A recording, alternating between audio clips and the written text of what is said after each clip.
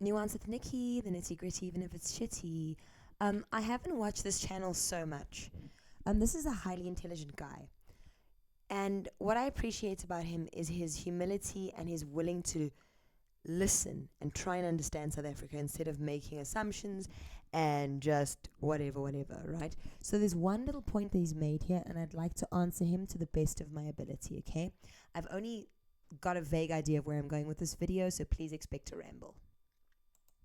Ambassador for South Africa.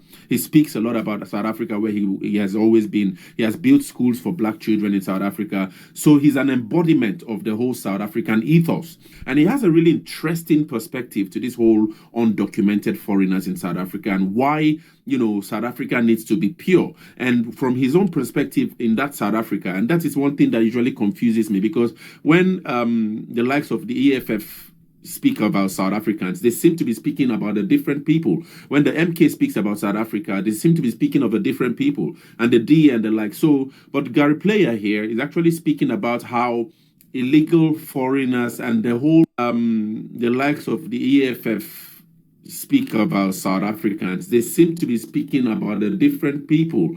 When the MK speaks about South Africa, they seem to be speaking of a different people, and the D and the like. So, but Gary Player. Semi, you're absolutely right. There is not one South Africa, okay? It is a complex country. So let's start first economically, okay? We're going to look at something called LSMs, okay? Living Standards Measurement, okay? I'm going to go get my glasses. You guys listen to my reader reading it for you. SM stands for Living Standards Measure, a marketing tool used in South Africa to group people into 10 categories based on their living standards. What it does, the LSM is used to identify. Okay, cool. So it's something that marketing people use to understand us, right? So if you are an investor in our country, this might be helpful to you too, okay? So what you're going to do, I'll put a link in the description, if I remember, I will, is you can go and do your LSM calculator. You just literally search for an LSM calculator, Living Standards Measurements, right? And I don't know if you noticed, but the voice there said that we have 10 different class groups. So if you want to compare your lifestyle right now to a South African, you'll kind of get it by clicking. I'm just going to click random things. So if I only had living in a non-urban area, I would exist in LSM 4. Now maybe I have a fridge at home. Okay, I'm still LSM 4. 5 because I have a washing machine. See, these are levels of privilege. Tap water in the house. 2 cell phones in the household. Okay, let me just click a lot of things to see if my class group can go up. Okay, look at that. Now my class group has gone up. Right? Look at that. I'm still in LSM 7, etc., etc. Now I'm getting there. Class group 7, etc., etc. Class group 8 low, class group 8 high. Okay, so that'll give you an idea of our economic reality. Okay, we are the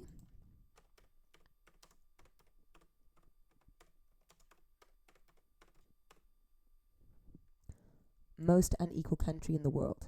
Okay, most unequal country in the world. So you have an obscene amounts of wealth coming from this country, an obscene amounts of poverty, and you have 10 different shades of grey. And did you notice how even in LSM 8 or LSM 7 you have a low LSM 7 and a high LSM 7? So you could even say 20. So what I'm trying to say is whether your country is wealthier than ours and poorer than ours, maybe this is your understanding of the richest to the poorest. Okay? Maybe that's your understanding. We have this going on. That. Did you get what I'm saying? So to understand this economically, you're going to have to broaden your mind. There are South Africans poorer than the poorest in my country. There are South Africans richer than the richest in my country. Okay, does that make sense? I hope so. So that's just economically. Let's think culturally. Okay, first of all, we've got the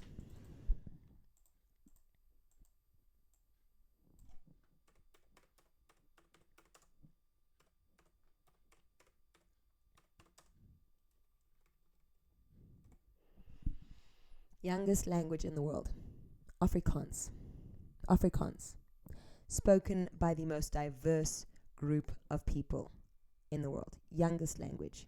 Okay, now let me show you something interesting. Okay, so please listen to this beautiful description of my nation. Atlantic Ocean to the west and the Indian Ocean to the east lies the country of South Africa.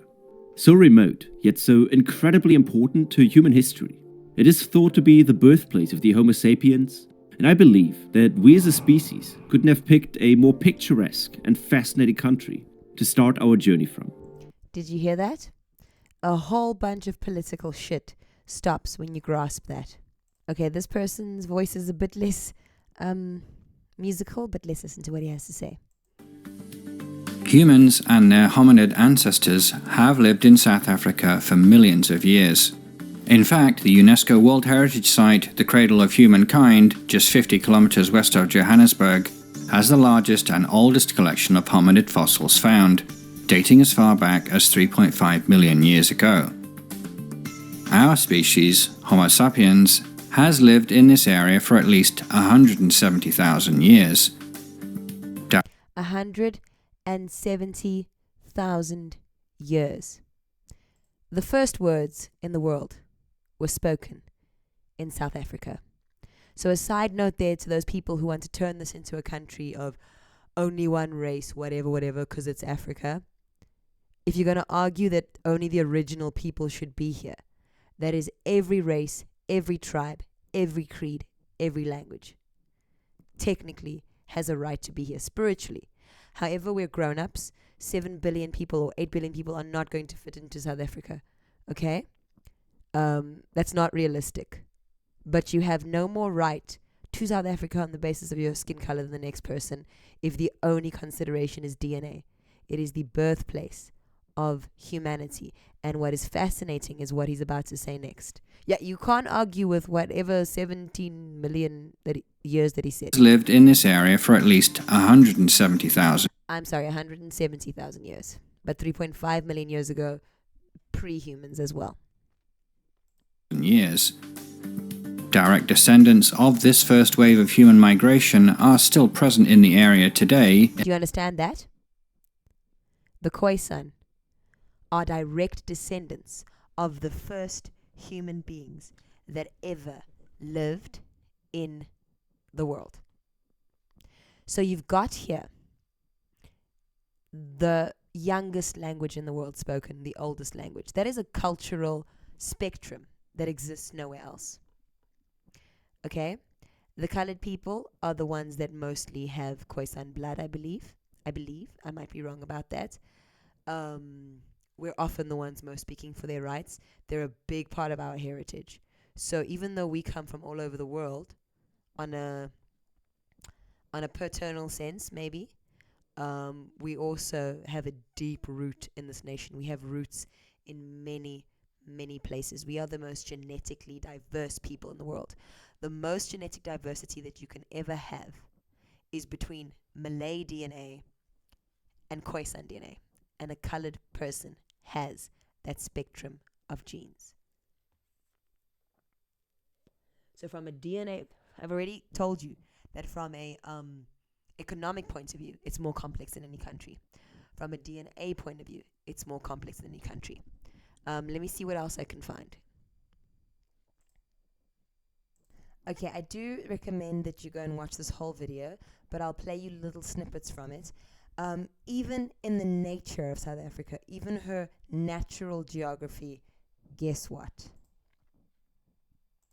13 distinct zones can be found across the country, making it one of the most climatically diverse countries in the world. Did you hear that?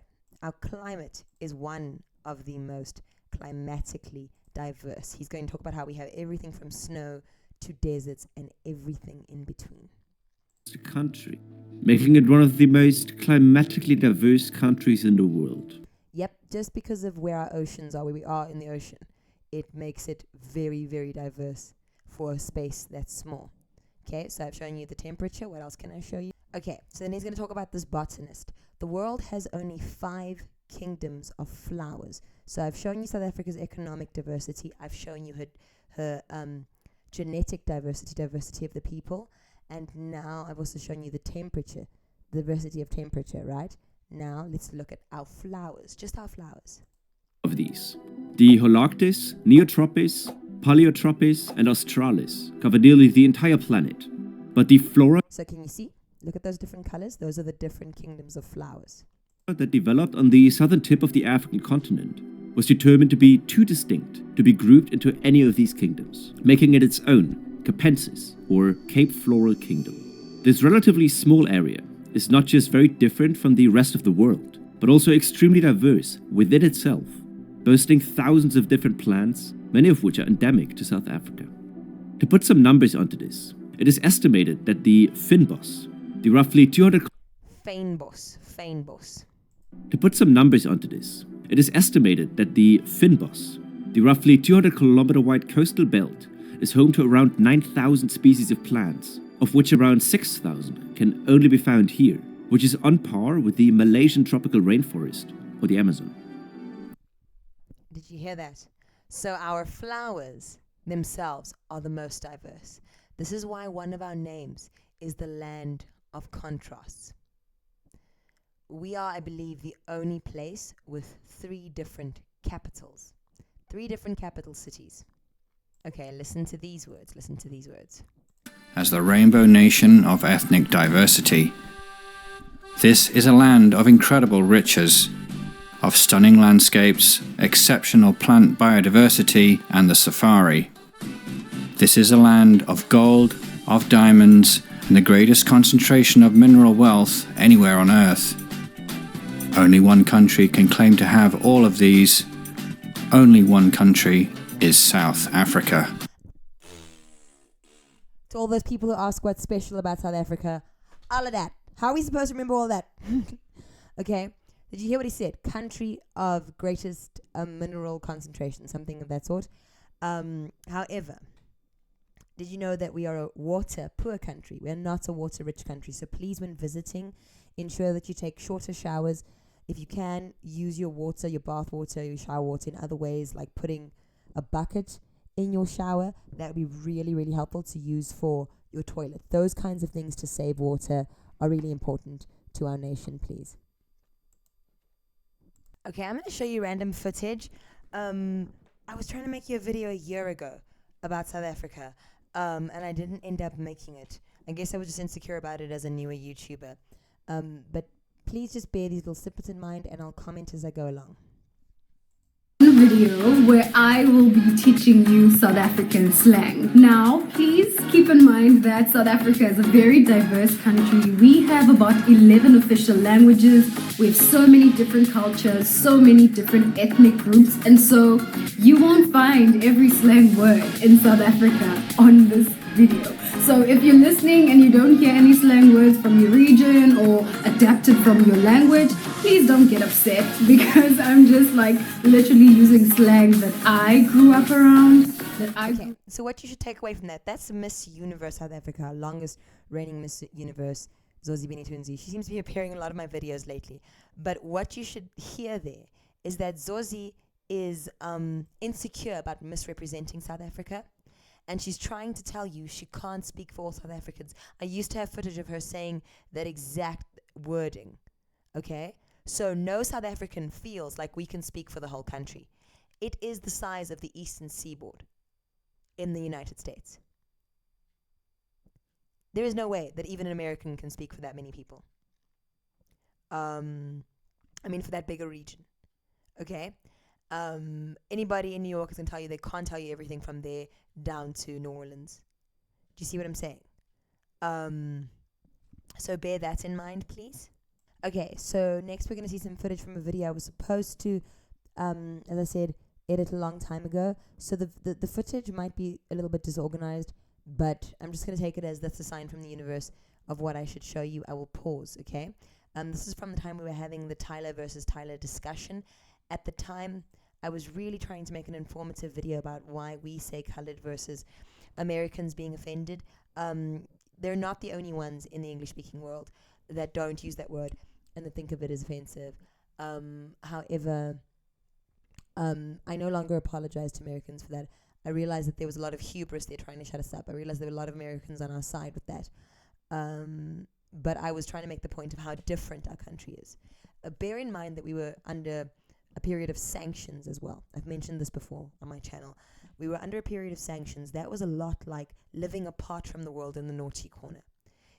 Already geographically we're so far south, plus we lived, we weren't interacting with the rest of the world, which all went along in one direction.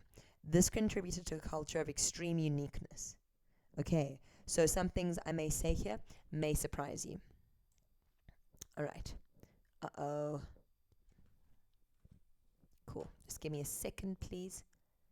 It is going to be a bit of a messy, jagged video, but it's done with a lot of heart.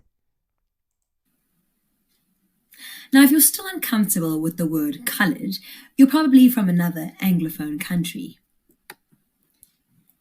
And so you may have a lot in common with South Africa, of course, such as shared values and ideas, but there are a lot of things we do differently. For instance, we drive on the left-hand side of the road. Johannesburg, Johannesburg, Johannesburg, Johannesburg. We have Christmas in summer.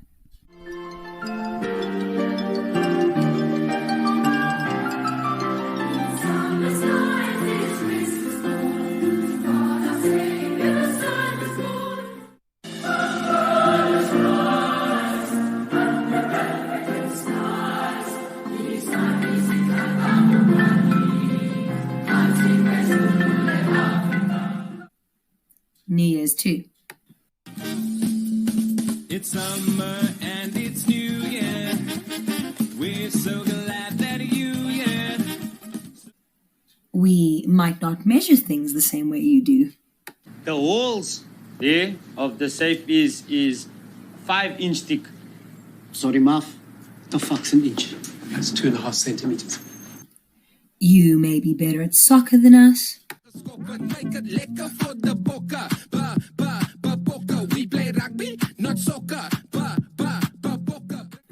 But even if you have all these things in common with us, you might only speak one language, and if you don't, maybe you speak 2 or 3, you may think that's impressive. I'm from South Africa. And before I came here, people were like, "Oh, you have to be careful. The people of Montreal are quite fancy. You fancy people. You guys are the sophisticated part of Canada because you speak French and you speak English. La bleu, la bleu, lovely, la bleu, yeah. Bonsoir, hello, yes, ooh." And you guys are smug about that as well. Yes, we speak 2 languages. What is your problem? Hey, listen. Let me tell you something. I'm from South Africa. We have 11 official languages, okay? I speak 5 of them, so go fuck yourselves. Basically, I was trying to make a point about an entirely different paradigm. I know some of the Anglophone countries have those things in common with us, but I would remove the flags of the one, I don't know if you noticed, of the ones that didn't have that in common, just to highlight our uniqueness. I want to make a point here. A lot of South Africans are polyglots, that is, they speak multiple languages. That is something that I want to give credit to our black people for.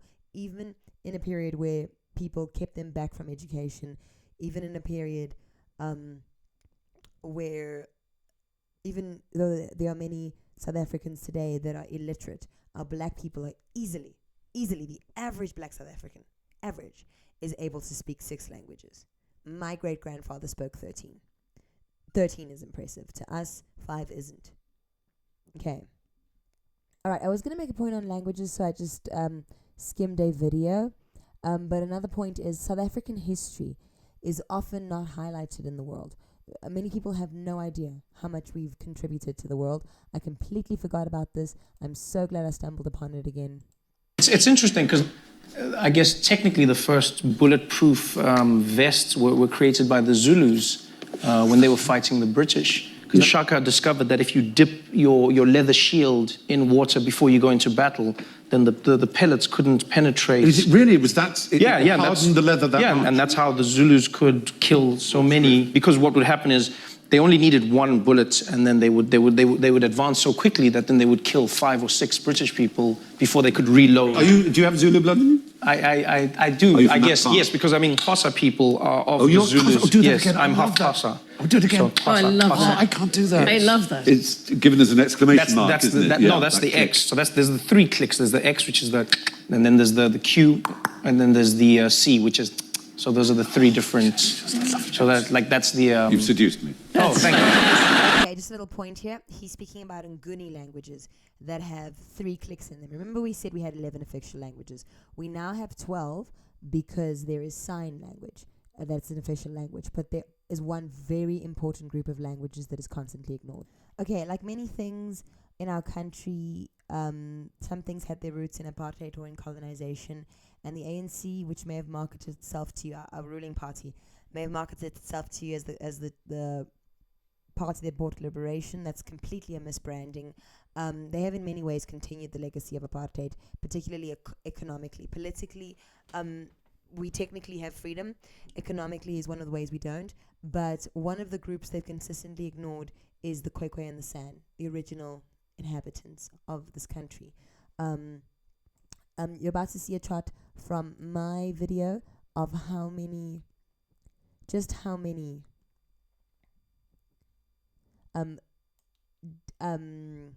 dialects of languages. So those aren't languages that you're looking at in the chart. Those are dialects of families of languages that, Khoisan languages, many of them extinct now, many of them critically endangered. So this is a video from my channel, which I wish people would just pay more attention to. I really want to help with indigenous rights, and it's so hard.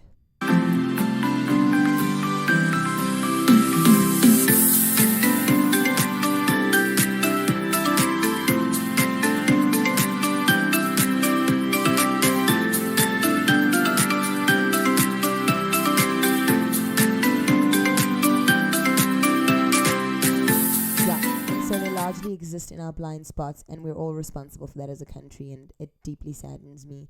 We've got a lot of work to do. So back to clicks. Most of us have not been taught how to do Khoisan clicks. We only know the 3 Isintu clicks, K, and K, right? But there are more. There are more in our country, and we haven't even been taught. Glenn Allard did a beautiful job in this video teaching more clicks, okay, for our national motto. So one of the saddest things for me in South Africa is we walk around with our passports and our money all the time that has this motto on it. And yet. This is in the Kham language, and this is our South African national motto, K'e, Khara, K'e. Different people come together, or as we say it properly in our motto, unity in diversity. Unity and diversity, and the very language of the people in which we say that is not something we learn. So I'm going to challenge my South African followers. Please go to Glenn Allard's video, link in the description, and learn your national motto at least. And he breaks down the clicks for you as well. So that helps. Okay, let's see what else. Oh, I think I remember now. Just allow me to. There we go. Nope. It's fine. Going back to this video. So I found this authentic spots, and I was so happy. Now the reason it had to be so authentic, just so you understand a little bit of me. I grew up in South Africa, as you know, right? Now what a lot of people may not know is that South Africa has one of the largest Indian populations outside of India. Right? One of the largest Indian populations outside of India. I know Canada's #1 now. But when I was growing up, we had the single largest population of Indians outside of India. Yeah. So if India blew up, we were India. Okay. Very important reason why I wanted you to see that. I've had a conversation with someone before where I, as a South African, said to them very plainly, without Indians, South Africa just wouldn't be home. And he said, yeah, it would, because a lot of non-South Africans consider themselves on the basis of color to be experts on South Africa. I repeat, I'm not taking any questions. Without Indian South Africans, it would not be my home. It was inevitable this was going to happen, right? The minute ships were built. We're not the only country that was colonized ever. But it is not their fault that they came here. And even if it were, I'm just happy to live amongst them. I think that all you want to do is ruin the taste of our food. Most of our food is so delicious because of the Indian influence. And I just can't picture my nation without them. So we're going to focus on our coastline. Our coastline, just because of where it's geographically placed. In order to, I think the Ottoman Empire was happening in Europe, and the Europeans were trying to get to India. So when you learn South African history in South Africa, you have to learn Indian history. I have to teach Indian history as well. I'm a tutor, not a teacher, a tutor. But I do have to tutor it. And so we have to learn a little bit of Indian history as well. And so, because it's very important to what happened. The Ottoman Empire was going on, so the Europeans couldn't go through that. They had to go all the way around Africa. They had to stop on our coast. It became the most valued coast at the time, as well as being a hunting mecca. As such, it was the most valued colony. They weren't as yet interested in the interior. And many wars were waged. With it being that different colonial phases, they were very specific about which white people they brought in. This often triggers white people around the world when I say this. But colonialists weren't just racist, they were also classist, right? And so they brought what they considered the best white people here. They weren't going to bring what they thought of as riffraff, right? And so they brought, for example, the 1820 settlers, many of them were gentlefolk, right? You also then have a lot of oppression happening in Britain, and Britain's very motivated to go to different parts of the world to free those parts of the world because they understood the pain. And so you had a lot of British rebels to the empire coming, for instance. Okay, so I'm going to give you a little bit of insight into our slave trades and our indentured labor trades from some old footage I haven't seen in a long time. I've just downloaded it from my software. Because I'd meant to make a video on colored history before. I just want you to get an indication. You're really just scratching the surface of our history here. As I said, the footage is going to be all around the place, okay? All over the place. All right, it seems like there's a video called The History of South Africa in 2 minutes. This is just to impress upon you how much you're missing in terms of South African history. Okay.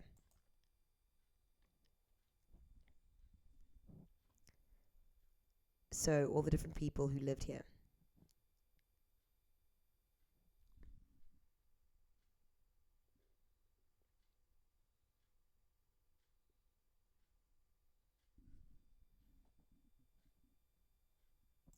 Let me just pause it because I've just realized you can't see the years. And I may have gotten some of my facts confused in previous videos. It's okay. We're all learning here.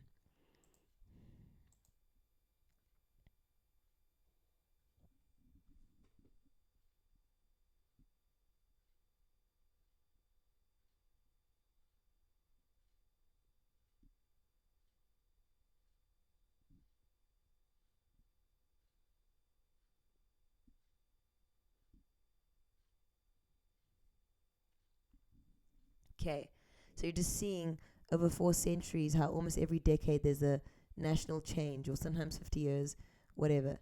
That was just to impress upon you the extreme change this nation has seen in a very short space of time. I wonder why. As the Dutch crew. Okay, so here's an indication, just a little insight into Malagasy people who were brought to our nation. Okay, so people from all over East Africa were brought here to be enslaved. This is one example. This goes all the way to Malaysia. Okay. Over leadership will compromise the Dutch crew. The VOC preferred to import children to work in Cape Town. They survived the voyages better than the adults and would provide more labor over the course of their lives. The average age of an imported slave was just 16. The true face of slavery can be seen in photos of children taken from Madagascar in 1868. The children were rescued when a British naval vessel intercepted the slave ship.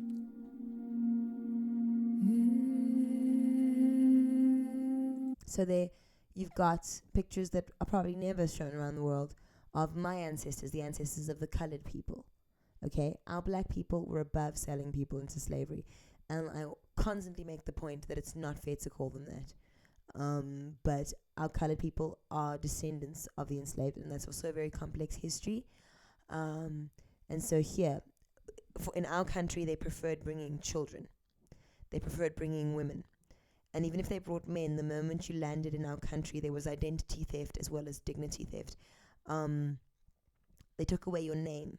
And so you got names like October, November, August, December, and you'll find many of those names in Cape Town today.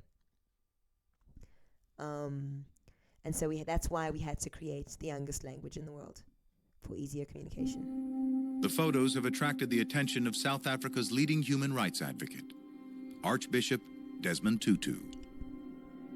They remind one so very much of pictures out of the Holocaust, Belsen and things of that sort. We are showing our inhumanity to one another.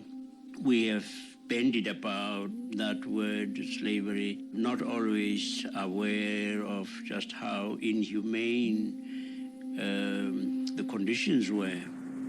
Beginning in the 15th century, slave ships took more than 12 million people out of Africa. The vast majority went to the Americas. These ships are the research subject of marine archaeologist Jaco Boshoff. If he can find the Meermin. So what you may not know or may not appreciate from that is that many of the ships before they went to the Americas had to stop in South Africa. As such, it is more likely that people involved in the slave trade, whether you are a descendant of you're in Africa and your ancestors were sold, or whether you're in the Americas, you're more likely to be related to a colored person in this country. Okay, a bit about the Zulu nation, and then we're going to go into the Afrikaners. I feel like I always speak about them. Everything they did was revolutionary, just like, the first they were the first ones with the shortened spear. So Shaka invented a spear that was quicker to stab with and not as cumbersome to like to a sort lug of javelin. around. Yes. Yeah. Because the spear hadn't really been changed over all those years, and he changed adapted. That. He changed everything. He was one of the best military. Yeah. You guys, if it wasn't for the guns, you guys wouldn't be here. I know, we wouldn't have. Just do that bit of singing again. Just do that bit of singing again. Oh, that's the See, song. you don't know me well, Trevor, but I'm on the turn, I'm telling you. Okay, let's see what else I had lined up for you. Okay, yes, I was just trying to find some footage from this lady. She has a lot of interesting perspectives on South Africa from Pagoda 1. While we're on the topic, the topic of sort of dehumanization in South Africa, I've mentioned before, concentration camps. The British invented concentration camps on South African soil for our white South Africans, our Afrikaans-speaking South Africans. I show these pictures because many of the images in people's heads about Boere is only the evil they've done, not what they've suffered and not the good that they've done. And many, as I speak about the British as having done many evil things, I'm also aware of the British as having done good things. I've always seen where British hands have done harm, British hands have sought to heal in every colony. And I think that we should have more nuanced conversations about that. Okay, but just please look at this image.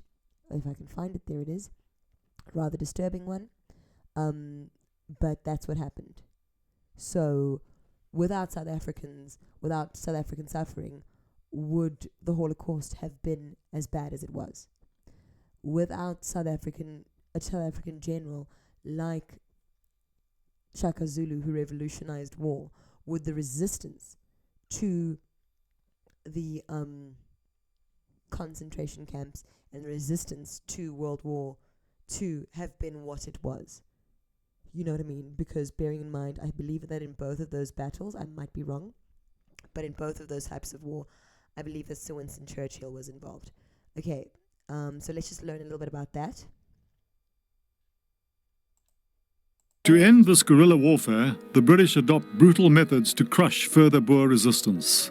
Firstly, Lord Kitchener's scorched earth policy had resulted in women and children being removed from the farms, the livestock being slaughtered. It had deprived the Boers in the veld with their ability to live off the veld and to source supplies from these different homesteads.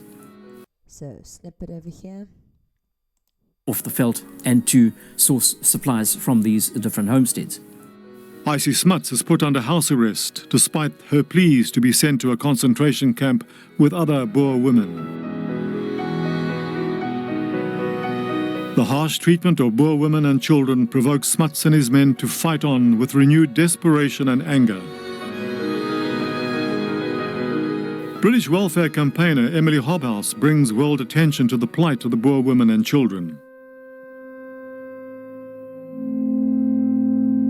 He was a dear little chap of about 4, and all that was left of him were big brown eyes and white teeth set in lips stretched back, too thin to close.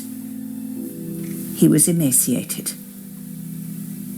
It's difficult to describe what it's like to see all those children in a state of collapse. Nelson Mandela went out of his way to understand what trauma drove the Buddha to do what they did later on.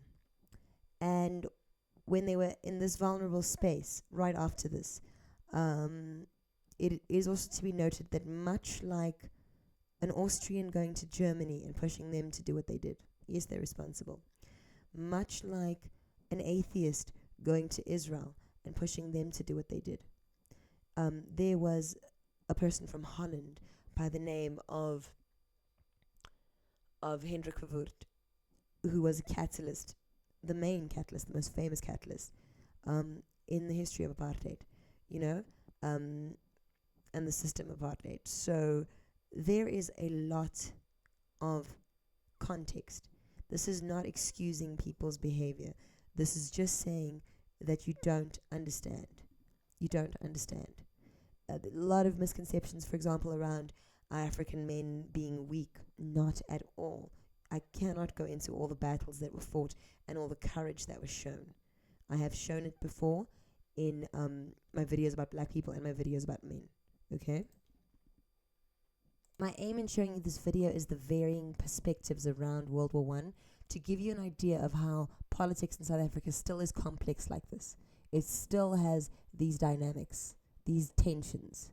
The Union of South Africa was part of the British Empire and as such had little choice but to support the British war effort. But white Afrikaners, feeling closer to Germany, questioned why they should fight against neighboring German Southwest Africa.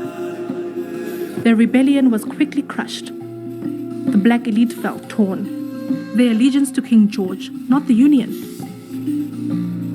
Social divisions, a fragile peace between communities. Would war help the healing process?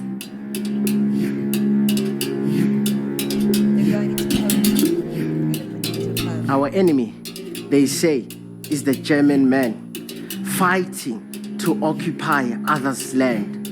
Our friend, they say, is the British man. Neither offers a conciliatory hand. Friend or foe, their quarrel is with each other. A rebellion that happens around us. The outbreak of war across the globe sparks fresh hostility in our home. Different nations fighting over land that was once our own. Who have laid claim to Africa piece by piece. Who along the way have shown no care for those they displace. Leaving their scars on the land. And grief etched on the face of all who stand in their way. So all of this complexity happens 4 years after the British had subdued us as a country. And it's called the Anglo-Boer War, but it's sometimes called the South African War because people of all races would die in it. Our stories aren't told. I submit to you that the world wars would have ended quicker had Britain used all the black and coloured men at their disposal. They used a fraction. And as such, because they didn't want to arm them and teach them resistance. And as such, millions of lives were lost around the world. I say that statement quite boldly. I make that statement quite boldly. I swear we're going to end on a positive note. So our two most famous Nobel Peace Prize laureates named us the Rainbow Nation. Archbishop Desmond Tutu. And I get very antsy about people speaking over Desmond Tutu and Nelson Mandela specifically, but also Steve Biko, who I don't believe many of you know, the father of black consciousness, who I've spoken about more on this channel. Bearing in mind, my aim here is to show you I cannot do all of South African history. It takes years to learn. I'm just showing you how much is in your blind spot. History, but also our context.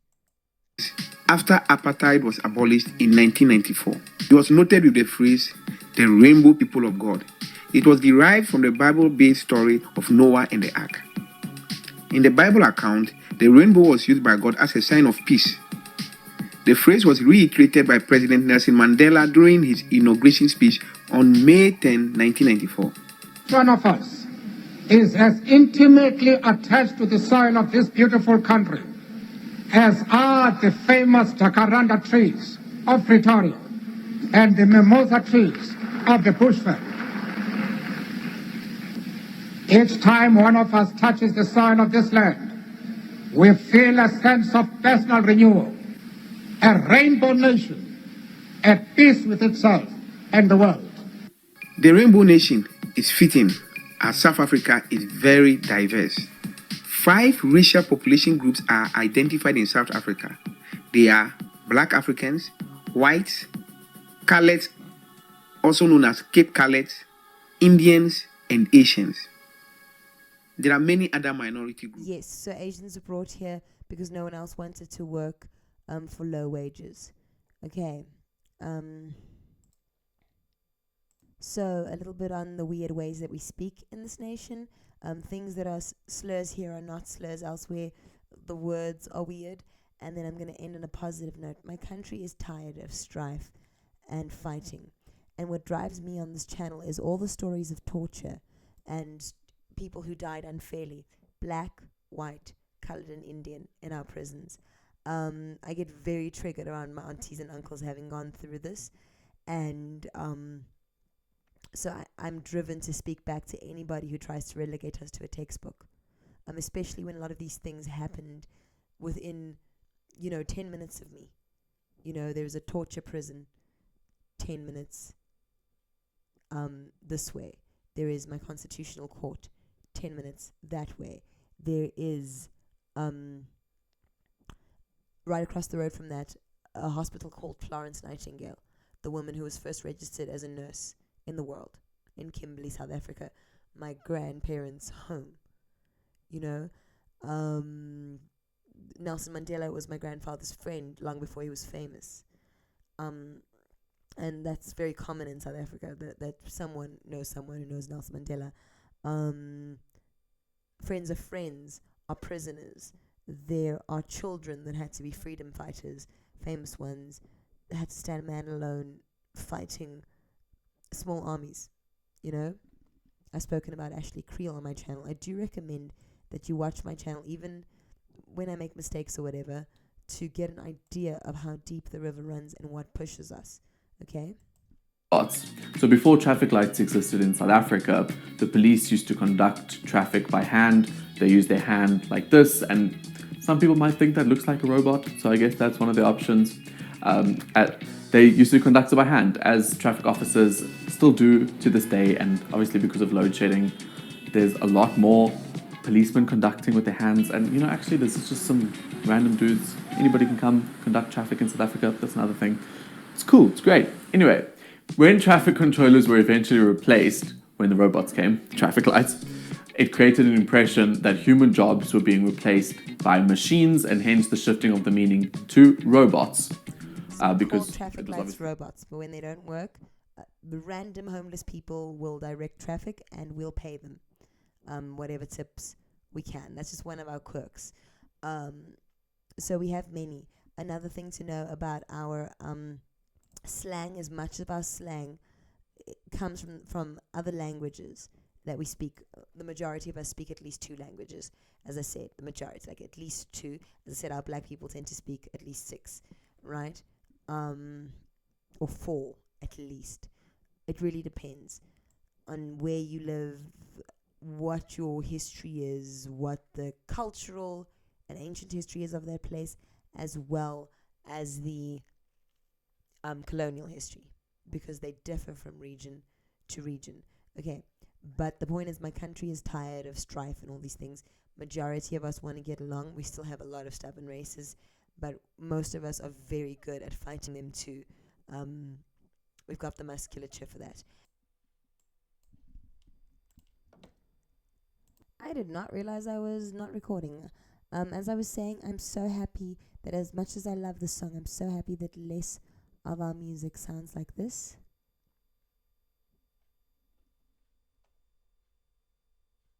Beside me, you will walk beside me. I'll tell you no lies. And then you'll see another country in my eyes.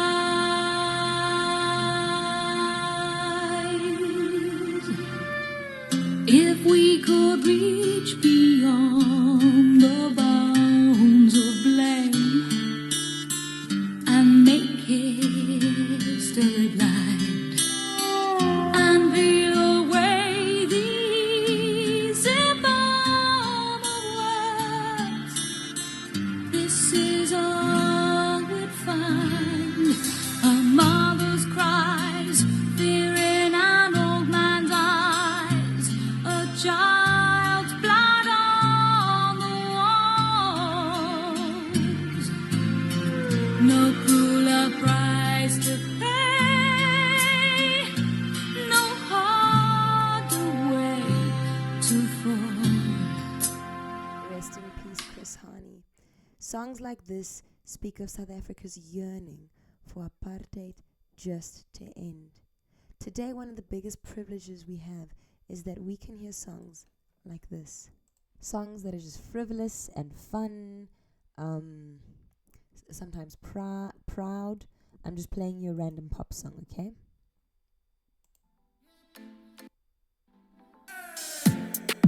What is this, another missed call?